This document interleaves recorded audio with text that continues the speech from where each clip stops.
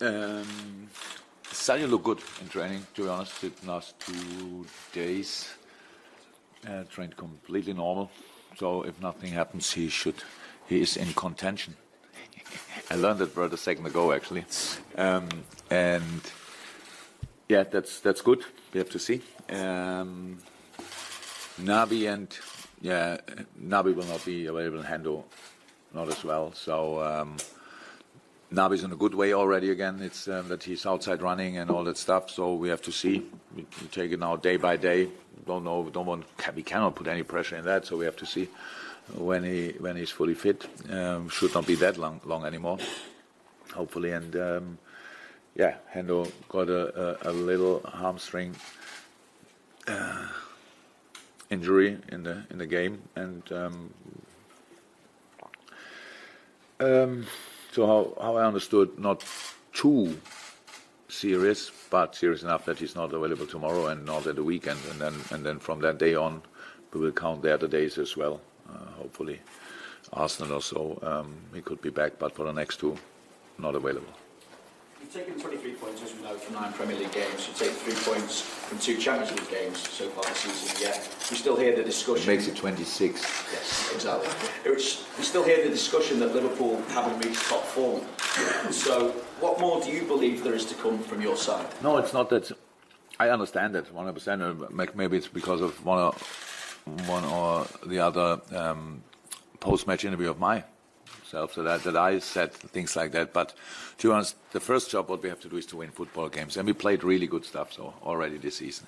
We all compare it always with the best games from the last year because nobody remembers that the average games. It's not that you compare a good game with an average game from last year and you say, oh, that was better. You compare the very best game with the games now. For us, the most important thing is always to win football games, and all the games we won so far, we deserve to win. That's how it is. And in the 2 draws we had in the Premier League, we deserved a point. So, and the game we lost against Napoli, we deserved to lose. So that's how it is, and that's what we have to make sure for the future as well, for the future tomorrow and for all the others. We have to perform, and we have to fight, and we have to do the right things in the right moment. It's not about showing that we can do things similar than we did it in the last year when you didn't know before the game that it will happen today like this. It's about feeling right, feeling confident. It's about game development. It's a good start, like you score early and then you can use some different space, stuff like that. So far we had, I think, to fight in each game until the last minute. Right, so that's not a problem. So yes, we can do. Of course, how all teams in the Premier League probably can do a lot of things better than we did so far. But I said a few times as well, the basis we created is a really good one, football-wise and point-wise. And now we have to build on that every day, week in, week out. And that's what we try. And we will try that tomorrow again. I'm just going to pause 1 second, Vinny. Whoever's that light is, can we turn that off, please? Possibly flashing light is affecting the television pictures. Is there photographers in the room? If not, can we turn it? Can we have to turn it off? It's off. It's not ours. You got it? Throw it off. Yeah. Thank you very much. There we go. Sorry. Final question. Yeah, how satisfying is it then, that extra solidity that you have this season and that reliance that you have, that I suppose the confidence that you have now on your side that it can go out and grind out a result when perhaps not hitting Pete? No, that's good. That's the basis for all successful football teams. That's how it is. It should not be easy to score against us. It was never. Even when we conceded more, we had this discussion last year. There was only the percentage of shots on target and in target was much more negative than it is now. We don't concede a lot of shots on target, and that's defending actually. And if the ball goes through, you have a goalkeeper. But what helps, of course. And we had these situations as well where we needed Ali, really, and that's good. But on the other side, it's never. It's like last year. I think we spoke a lot about free, fluent football and this, and I never had the feeling it's for granted. So it will happen next day again. So it's exactly the same with our defending solidity, that we don't think it will happen again. It's hard work. We have really to work for it. And what I liked was after the last game, I was not the only one who felt a bit kind of average. We won the game. It's pretty strange. It was influenced in my case extremely by the three big counter-attacks we had, and we didn't finish off one. So we lost the ball in wrong moment. That's why the game was so hectic. If we finish it one of them, then it's done. But we didn't do. And then they had this half chance. That's why I felt not really good after the game. But for the boys as well, they want to do differently. They want to be more in charge in a game like this. That it's difficult to play against a team like Huddersfield that well organized, and so that will be tomorrow difficult, really difficult. And there's another quality than Huddersfield. Belgrade is the team of Serbia. So very experienced, good footballing, used to dominant football in Serbia, and made life really complicated for Naples and for PSG, even if the result against PSG doesn't sound like that. So. And that's it, that you are really ready for these problems and sort it. They have the ball, defend with whatever you have, we have the ball, attack with whatever we have, and protect for the moment when we lose the ball. So these are if you want, the three big jobs to do. And so far, so good, not more. But if it would be easy to get 23 points after 9 match days, then a lot more teams are in the Premier League, nearly 5 teams have a similar situation, 4 I think, where they won game after game after game. So that shows the quality of these teams. But they all had to fight really hard. So of course yesterday night the game against Leicester, 3-1. The last 20, 30 minutes, Arsenal was completely in charge of that game. But before that, it was an open game. So that's how it is. So for us, that means for us, make yourself ready for all the challenges ahead, and face them, sort them, and win the football games. Andy? You've got a great defensive record in the Premier League, Jurgen, but you've conceded 13 in the last 8 European games. Is it a concern for you? Really? So I didn't know, so it cannot be a concern. Obviously. Oh yes, so we conceded a lot against City, a lot against Rome. That's already pretty much, and then Naples won. That's it. Before that, as in this competition, as long as you go through, and in the final we conceded as well goals. That's it. As long as you go through, that's okay. But it's not about. It's not the difference is not in the. These games were really special. The Rome game was special. The Man City game was special, and we don't have to talk about the final. If the opponents score goals like they did in the final with the bicycle kick and stuff like that, then it's quite difficult.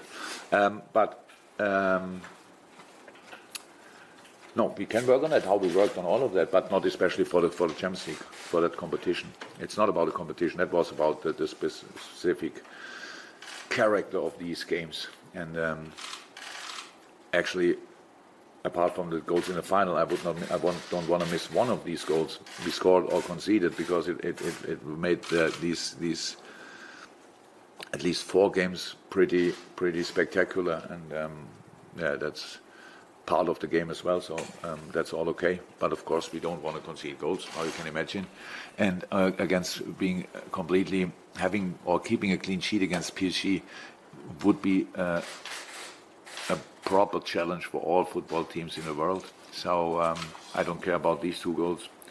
That's it. No, it's a general thing, not a Champions League thing. Do you feel that you can go? You clearly feel that you can go on to another level, and the fans really enjoy seeing that free-flowing football that they saw last season. Is it pleasing when you do feel you can go to another level, and it's only October? First of all, we have to prove that. We know it, we feel it. Probably everybody knows it, but then we have to show it that that's how it is. I cannot sit here and say like this and it will click. So yes, it's not. I don't have the feeling of being pleased or whatever. It's really that I think so far so good, nothing else. So imagine we had a normal start in the season with 18 points. Then you are already 5 behind, and it would be still a good start. But so we have now 23 points, and you're only 2 ahead and level with another team and stuff like that. So it's just difficult. So we don't have to look on the table. We don't have to look at anything. We have to look on the next opponent, and the next opponent in this case now is Belgrade. That's why we only actually should talk about them, and not about the Premier League. And then after that, we can talk about the Premier League again. But that's just yeah, it looks like it will be a very interesting season, and that's good news, I would say, for all the supporters. So let's see, and that we can stay in that race, and that would be really cool. And then we'll see what happens.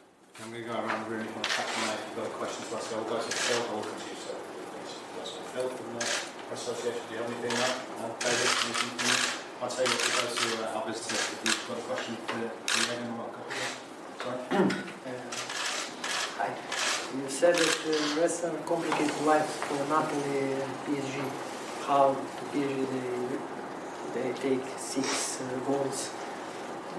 What is the way that Red Star complicate the life of the rivals? Oh, it's not too difficult. It's in football possible. Everybody knows it. That it's to defend compact helps a lot. As for Belgrade, for sure, the challenge is a little bit that they are that dominating side in Serbia. So winning 80-90% of their games, pretty much. And Champions League is then different because they play against other top teams in Europe, and that makes it different. But I really think they did well. They did well against Napoli. They had to defend. Yes, Napoli had more shots on target, everything more, but they did well. And against Paris, if they open the box of Pandora, then it's open. So then it's if Neymar starts scoring from 35 yards free kicks and stuff like that, then it's nobody can defend that. So it's all about. I know that they are able to defend and that they are able to create as well. The strengths have different possibilities to line up, different strikers to line up, tall, quick, good footballers, good headers. Fullbacks are really laggy, they're really on their bikes, quick, very offensive orientated, so clear structure and all that stuff. So that's what they can do offensively and defensively. Serbian teams are always good organized. So it's always like this. They are know to defend. They are not bothered to be a bit more aggressive and stuff like that. That's how it is. And so we need to be ready for a really hard fight. We need to fight for each little square meter of space or whatever with all we have, and for that we need our crowd. So that's very, very important. We learned last year, not only, but we learned last year especially that atmosphere can make the difference, and that's what we have to make sure again. And so it's a hard group, really hard group for all teams, and we have to make sure that we make the next step against really a good side. A really good side. And I saw the game against Salzburg when they qualified, and I saw how they celebrated that. Yes, it was maybe after the score line of 2-0, it was a bit of a surprise, but it looked like Salzburg were through, and then they fought back, and they used their chances immediately, had 5-10 fantastic minutes, and changed the whole game. And when you saw them celebrating, then you know they will fight with all they have for getting points or even winning at Anfield. Yeah, that's it. One more. Do you remember the last generation of Red Star players in the Champions Cup? It was against Bayern 91. I know a few. Brosinecki was in that team. Do you remember that team when they eliminated Bayern? When was it? 90? 91. So I was then 23, and it obviously something better to do than watching a Champions League. I saw it 100%, but I saw since then a few games. But it was an outstanding team. Yeah, and it was a good team. Last 2 questions. David, I'll come to you last. Gentleman there in the... Hello, first of all, regards from the Serbian press that arrived a bit earlier. How much do you know about the Red Star team? And you know that Marko Marin, one of the most experienced players of Red Star, didn't travel, he won't be in the plane. So how does that reflect now maybe on your tactic or something that you were preparing? The Marco is not involved. I know Marco. He won't be playing. I know. I heard about it. But I know him since he was at Frankfurt. I lived in Frankfurt when Marco came through the academy of Eintracht Frankfurt, so he was an outstanding player, so I follow his career since then. Yes. Is he injured or why is he not on the plane? He's injured. He missed the last 2 games in the cup and in the league, so he has some injury. Yeah. Yes. No. That's a tactic. Yeah. Leaving Marco Marino, that's an interesting tactic. So what do I know? So it's like we saw 3 games. We had focus was mainly on the 2 Champions League games because that's and the Partizan game, to be honest, against in Belgrade. So, and I know that I have no clue which lineup they will choose because they have the opportunity. They changed the last 4 as often as possible. Stay the same. I would say goalie, 3 midfield, and then up front they have opportunities obviously and use them. So whatever they want to do. I don't know in the moment. How could I know? So, and that's makes it always interesting, of course. But for whoever they line up, they are a top team in Serbia, and that brings them in with confidence. So that's how it is. They are used to win football games. That's how it is, and we have to make sure that they cannot come in that mood. So that's it. But on the other hand side, and that's why I say it was quite impressive against Paris and Napoli, how they defended them, because that's pretty rare for a usually very dominating team that you can then switch like this and defend like that. And they did it. They did it. And then it's a bit more about counterattacks and stuff like that. But they were ready for that. You can see that they lived their big dream, that they really want to do. I don't know when was it last time that Belgrade was in the Champions League. I think the last one was in 91st, actually. Really? So that's long. It's long. So and then now this generation came through and in a very exciting game from actually a situation 2-0 down at Salzburg. They played really well that day, Salzburg. So it was, and then they came through, and that's this kind of miracle. And now they want to extend it. That's how I would try to motivate my boys if it's about that. So, and I'm pretty sure. They will do it the same way, and that makes it dangerous. But on the other hand side, whoever would come tomorrow night, it's a home game at Anfield, and we want to win it. We are not sure if we can, but we will try everything what we're doing. It's not the nicest thing to do to play against us, to be honest. It's not that it feels like holiday. It's exactly what we have to make sure again and make a proper fight of it, because Belgrade will fight 100%. And we have around about 30 hours time to prepare that, and that's what we will do. Final question, David.